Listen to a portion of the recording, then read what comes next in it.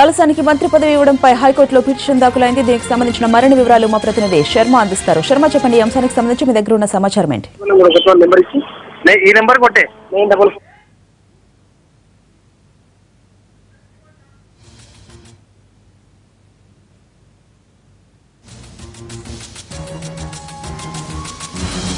దాఖలైంది. శివప్రసాద్ రెడ్డి అనే వ్యక్తి ఈ పిటిషన్ ను దాఖలు చేశారు. తెలంగాణ ప్రభుత్వం రాజ్యాంగ విరుద్ధంగా వ్యవహరిస్తోంది.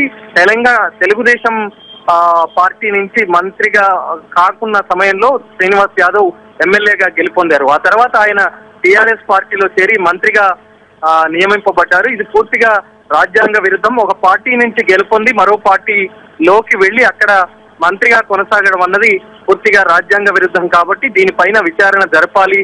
అలాగే తెలంగాణ రాష్ట్రంతో పాటు తెలుగుదేశం పార్టీ అలాగే ప్రభుత్వ చీఫ్ సెక్రటరీ ఇందులో రెస్పాండెంట్స్ గా చేర్చారు.